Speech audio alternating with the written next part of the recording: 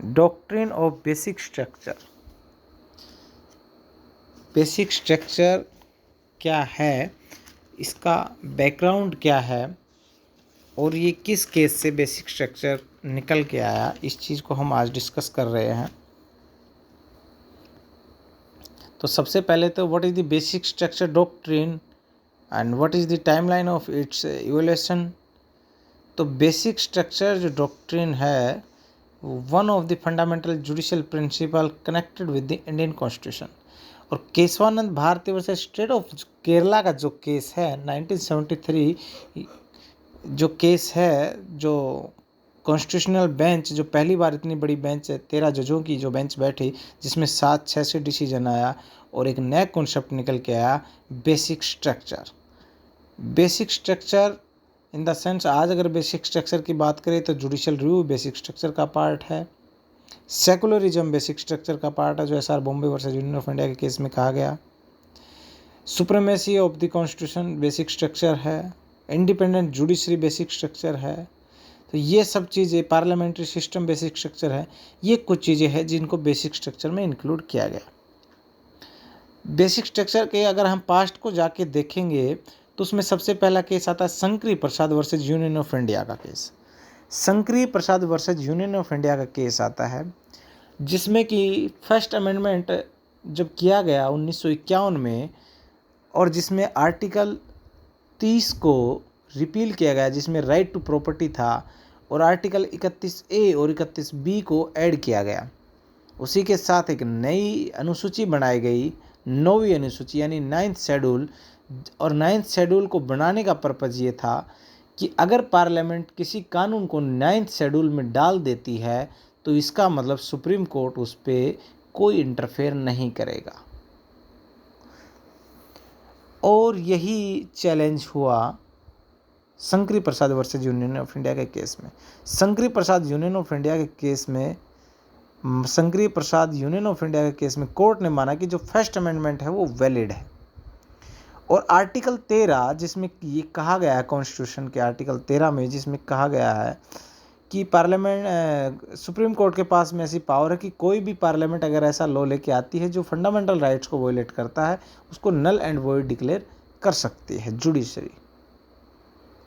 तो और यहाँ पे माना गया कि आर्टिकल 368 के अंदर जो लॉ मेंशन है, लॉ की डेफिनेशन है, और आर्टिकल 13(2) के अंदर जो है वो दोनों के दोनों डिफरेंट है। यानी आर्टिकल 13 जब पार्लियामेंट 368 के तहत कोई लॉ लेके आएगी, आप उस पर अप्लाई नहीं कर सकते, आप उस पर 13 को अप्लाई नहीं करेंगे। ठीक है।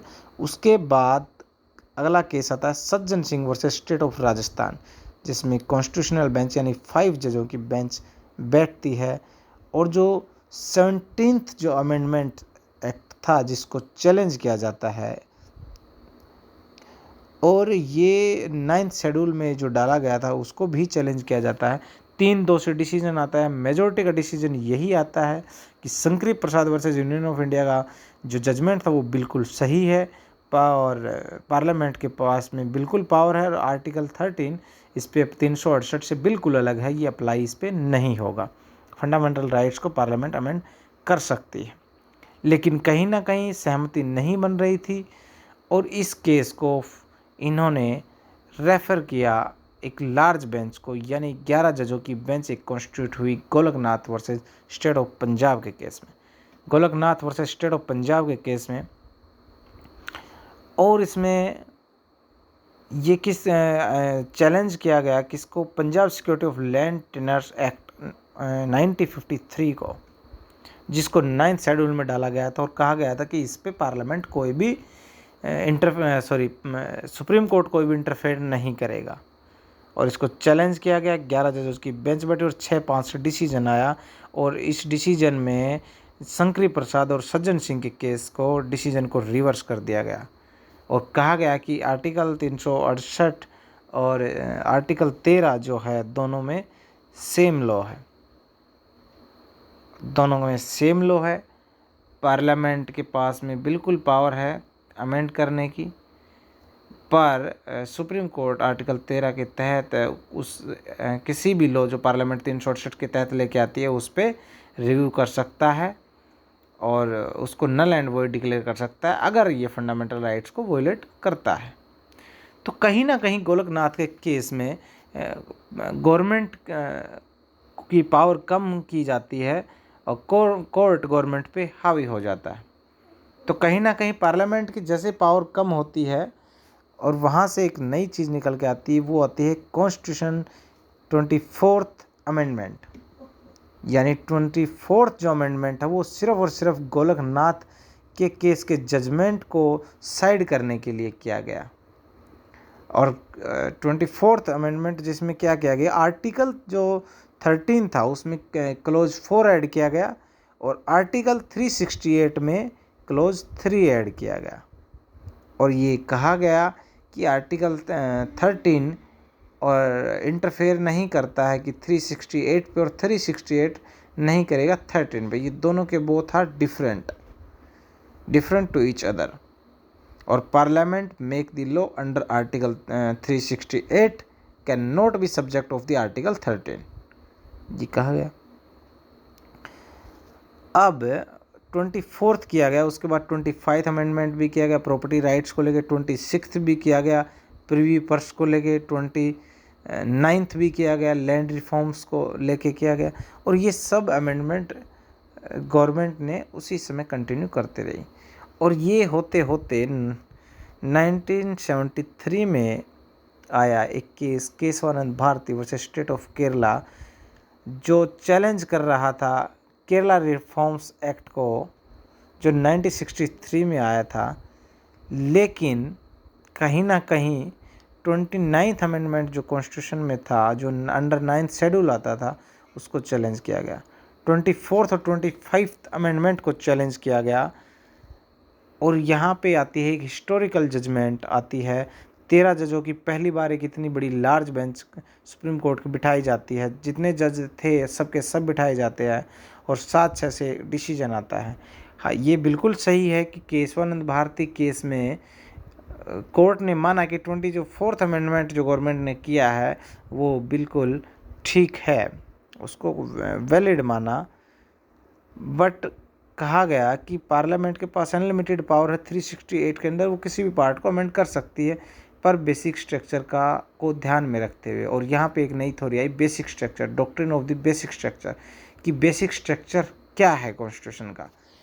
तो बेसिक स्ट्रक्चर को लेके आई तो सुप्रीम कोर्ट ने कहा इसको टाइम टू टाइम बताया जाएगा, इसको डिक्लेयर किया जाएगा कि क्या क्या चीज़ें बेसिक स्ट्रक्चर के अंदर आती है।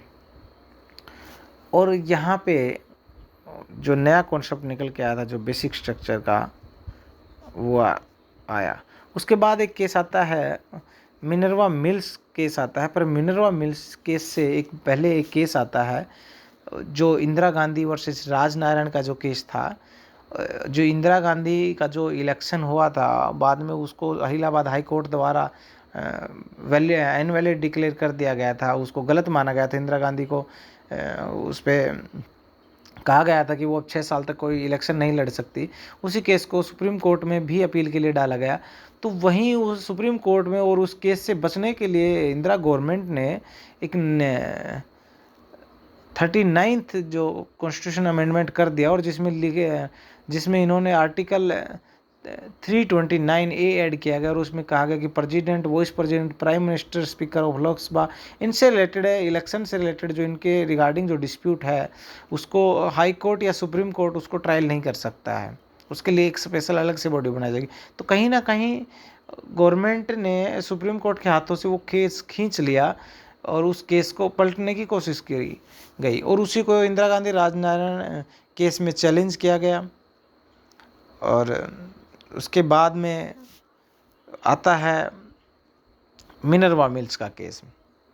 मिनर्वा मिल्स के केस में 42nd जो अमेंडमेंट था 1976 में, वो उसको चैलेंज किया गया। और यहाँ पे चैलेंज किया गया, और जब इन जो 42nd जो अमेंडमेंट था उसमें जैसे कि पार्लियामेंट ने कुछ चीज़ें ऐड कर दी थी, कुछ क्लोज ऐड कर दिए थे, फंडामेंटल राइट्स में कुछ किए थे, और जुडिशल रिव्यू की पावर को रिड्यूस कर दिया गया था कि अब कोई जुडिशल रिव्यू नहीं होगा। ठीक है। और अमेंडिंग जो पावर जो है अंडर 368 के, उसकी कोई लिमिट नहीं है। तो और गवर्नमेंट कहीं ना कहीं कोशिश कर रही थी कि जो केशवानंद भारती केस में जो बेसिक स्ट्रक्चर का जो एक कॉन्सेप्ट निकल के आया, उसको रिवर्स करने की कोशिश कर रही थी, उसको साइड करने की कोशिश की जा रही थी। और यही हुआ कि मिनरवा मिल्स में 42nd जो अमेंडमेंट है उसी को चैलेंज कर दिया गया। और चैलेंज किया गया और कोर्ट ने कहा कि judicial review is the basic feature of the Indian constitution. Parliament can not express this feature through the amendment. Parliament has limited amending power. Part 3 and part 4 is a balancing harmony. तो ये जो था, ये Minerva mills के case में क्या, Minerva mills के case की सबसे बड़ी बात यही है कि इसमें कहा गया कि judicial review is the basic structure of the Indian constitution. उसके बाद आता है woman Rao versus union of India का केस आता है, जो 1981 में, जिसमें वोमन राव के केस में, इसमें स्लाइड में थोड़ा कम दिखाया गया है, मैं एक्सप्लेन करता हूँ कि वोमन राव के केस में क्या हुआ। मोस्टली जितने अमेंडमेंट हुए थे उन सबको चैलेंज कर दिया गया। और चैलेंज किस चीज़ को लेकर कर दिया कि बेसिक किसके बेस पे किया, कि basis of the Indian basic structure of the Indian constitution. तो उस समय और जितने भी पास्ट में जो अमेंडमेंट करके आई थी गवर्नमेंट, सबको चैलेंज किया जा रहा था कि बेसिक स्ट्रक्चर के टेस्ट से होकर इन सभी अमेंडमेंट को गुजरना होगा। तो वहाँ पे जुडिशरी यानी सुप्रीम कोर्ट ने वहाँ पे कहा कि जो केशवानंद भारती और आज से पहले जितने भी अमेंडमेंट हो चुके हैं, हम उनको बेसिक स्ट्रक्चर के बेस पे टेस्ट नहीं करेंगे। लेकिन हाँ, आज के बाद कोई भी अमेंडमेंट होता है उसको हम बेसिक स्ट्रक्चर एक जो टेस्ट के तौर पे हम उसको देखा जाएगा। अगर वो बेसिक स्ट्रक्चर को कहीं ना कहीं डिस्ट्रॉय करता है, वॉयलेट करता है, तो फिर उसको parliament null and void declare कर सकती है। तो ये जो केस थे, शंकरी प्रसाद, सज्जन सिंह, गोलकनाथ, केशवानंद भारती, मिनरवा मिल्स, इंदिरा गांधी वर्सेस राजनारायण और वोमन राव केस, जो बेसिक स्ट्रक्चर से रिलेटेड थे। तो ये था basic structure of the Indian constitution.